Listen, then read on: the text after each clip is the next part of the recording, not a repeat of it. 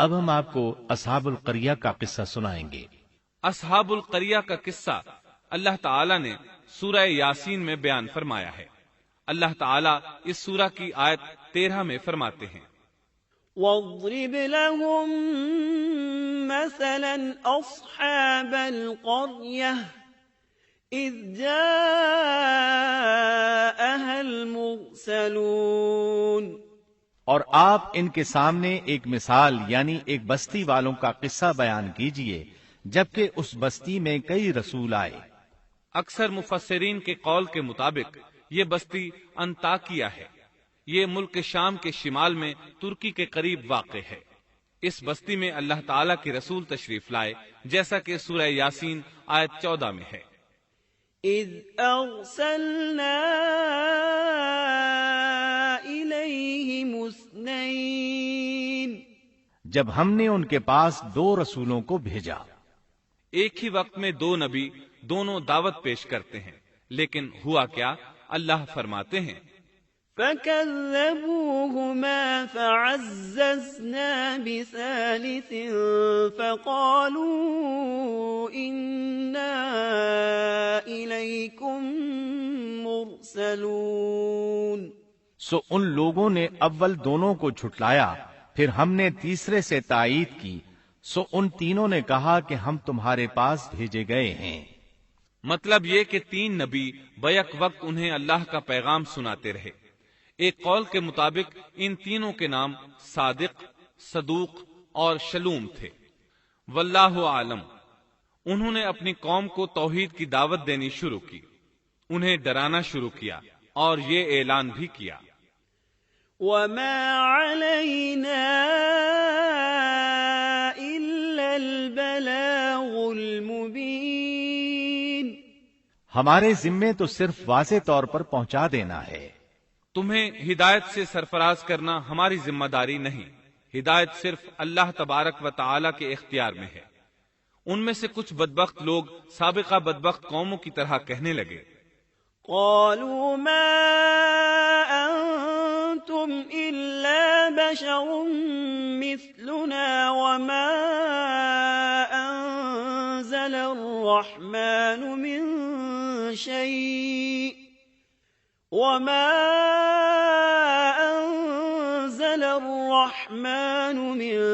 شيء إن أنتم إلا تكذبون۔ ان لوگوں نے کہا تم تو ہماری طرح معمولی آدمی ہو اور رحمان نے کوئی چیز نازل نہیں کی، تم نرا جھوٹ بولتے ہو۔ انبیاء کرام ان لوگوں کو دعوت حق دیتے رہے، توحید کا پیغام سناتے رہے، لیکن وہ لوگ اپنے کفر ہی پر ڈٹے رہے۔ قالوا إنا تطيرنا بكم لئن لم تنتهوا لنرجمنكم وليمسنكم منا عذاب أليم۔ انہوں نے کہا کہ ہم تو تمہیں منحوس سمجھتے ہیں، اگر تم باز نہ آئے تو ہم پتھروں سے تمہارا کام تمام کر دیں گے اور تمہیں ہماری طرف سے سخت تکلیف پہنچے گی۔ پہلے تو انہیں منحوس قرار دیا، پھر سنسار کرنے کی دھمکی دی، سخت سزا کی باتیں کرنے لگے۔ انبیاء نے انہیں جو جواب دیا سورہ یاسین آیت 19 میں اس طرح ہے، قالوا طائركم معكم أئن ذكرتم بل أنتم قوم مسرفون۔ ان رسولوں نے کہا کہ تمہاری نحوست تمہارے ساتھ ہی لگی ہوئی ہے، کیا اس کو نحوست سمجھتے ہو کہ تمہیں نصیحت کی جائے، بلکہ تم حد سے نکل جانے والے لوگ ہو۔ مطلب یہ تھا کہ تم سابقہ قوموں سے بھی آگے بڑھ چکے ہو، ان تمام حدوں کو پھلانگ چکے ہو جن کی وجہ سے سابقہ قومیں تباہ و برباد ہوئیں۔ اب تم نے اس آخری حد کو چھو لیا ہے جس پر عذاب آ جایا کرتا ہے۔ اب بھی وقت ہے، ہماری بات مان لو۔ یہ بحث ہو رہی تھی کہ ایک آدمی وہاں آ پہنچا، اس نے خطرہ محسوس کر لیا تھا، جان چکا تھا کہ یہ قوم بھی سابقہ قوموں کی طرح حدود کو پھلانگ چکی ہے، اسے عذاب آتا محسوس ہو رہا تھا۔ اکثر مورخین کا کہنا ہے کہ وہ شخص حبیب نجار تھا۔ سورہ یاسین آیت 20 میں ہے۔ وجاء من أقصى المدينة رجل يسعى اور ایک شخص اس شہر کے آخری حصے سے دوڑتا ہوا آیا۔ وہ شہر کے دور کنارے پر کاروبار کرتا تھا۔ اس نے محسوس کیا کہ عذاب بالکل قریب پہنچ چکا ہے۔ وہ وہاں سے دوڑتا ہوا ان لوگوں تک پہنچا۔ سورہ یاسین آیت 20 اور 21 میں اللہ تعالی فرماتے ہیں، وجاء من أقصى المدينة رجل يسعى قال يا قوم اتبعوا المرسلين اتبعوا من لا يسألكم أجرا وهم مهتدون۔ اور ایک شخص اس شہر کے آخری حصے سے دوڑتا ہوا آیا اور کہنے لگا، اے میری قوم، ان رسولوں کی راہ پر چلو، ایسے لوگوں کی راہ پر جو تم سے کوئی معاوضہ نہیں مانگتے اور وہ راہ راست پر ہیں۔ مطلب یہ کہ رسول تو تمہیں نیکی اور بھلائی کا حکم دیتے ہیں، کسی برائی کا حکم تو نہیں دیتے۔ ان کا اخلاق بھی عظیم ہے، یہ تم سے کسی اجرت کا سوال بھی نہیں کرتے۔ اس کے بعد اس نے جو کہا آیت 22 اور 23 میں مذکور ہے، وما لي لا أعبد الذي فطرني وإليه ترجعون أأتخذ من دونه آلهة إن يردني الرحمن بضر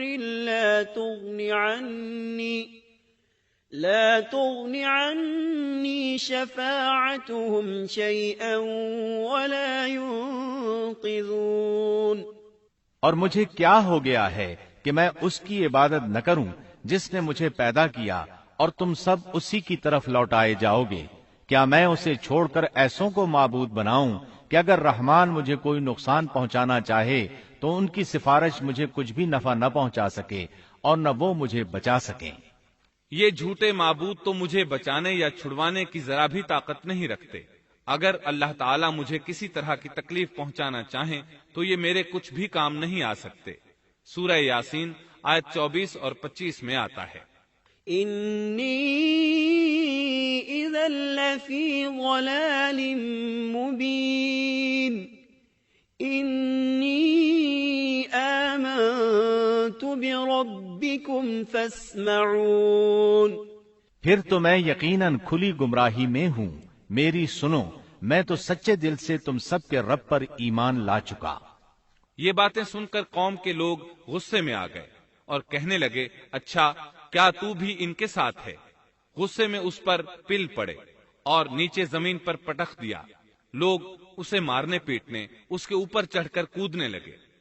ابن عباس رضی اللہ عنہما بیان کرتے ہیں کہ اس کے پیٹ پر چڑھ کر کودنے لگے، یہاں تک کہ اس کی آنتیں باہر نکل آئیں۔ بالآخر انہوں نے اسے شہید کر دیا۔ سورہ یاسین آیت 26 میں ہے، قیل ادخل الجنہ ارشاد ہوا، جا جنت میں داخل ہو جا۔ یعنی اس سے فوراً ہی یہ کہہ دیا گیا کہ جنت میں داخل ہو جا، کیونکہ وہ شہید ہوا تھا۔ یہاں اللہ تعالیٰ نے بات کو بہت مختصر بیان کیا، پوری تفصیل بیان نہیں کی کہ انہوں نے اسے پکڑا، مارا، پھر شہید کیا، اور اس کے بعد اس کے لیے حکم ہوا کہ جنت میں داخل ہو جا۔ اور یہ بالکل واضح بات ہے، وہ فوراً جنت میں داخل ہو گیا، اور جو ہی وہ جنت میں داخل ہوا کہنے لگا، قال يا ليت قومي يعلمون بما غفر لي ربي وجعلني من المكرمين۔ کہنے لگا، کاش میری قوم کو بھی علم ہو جاتا کہ میرے پروردگار نے مجھے بخش دیا اور مجھے عزت داروں میں شامل کر دیا۔ بس شہید ہوتے ہی سب گناہ ختم ہو گئے۔ اللہ کے راستے میں شہادت سے بڑھ کر کوئی شہادت ہو بھی تو نہیں سکتی۔ اللہ تعالیٰ کی بارگاہ میں دعا ہے وہ ہم سب کو بھی اپنی راہ میں شہادت نصیب فرمائے، اس لیے کہ شہید کو اللہ کی طرف سے وہ اعزاز اور اکرام ملتا ہے جو کسی اور کو نصیب نہیں ہوتا۔ اب اس قوم کی سنیے جس نے اسے شہید کیا تھا۔ اللہ تعالیٰ سورہ یاسین آیت 28 اور 29 میں فرماتے ہیں، وما أنزلنا على قومه من بعده من جند من السماء وما كنا منزلين إن كانت إلا صيحة واحدة فإذا هم خامدون۔ اس کے بعد ہم نے اس کی قوم پر آسمان سے کوئی لشکر نہیں اتارا اور نہ اس طرح ہم اتارا کرتے ہیں، وہ تو صرف ایک زور کی چیخ تھی کہ یکایک وہ سب بجھ بجھا گئے۔ اس موقع پر جبریل علیہ السلام اکیلے ہی آئے تھے اور انہوں نے ایک چیخ ماری تھی اور بس وہ سب کے سب اسی دم بجھ گئے، مر گئے۔ اللہ تعالی آیت 30 میں فرماتے ہیں، يا حسرة على العباد ما يأتيهم من رسول إلا كانوا به يستهزئون۔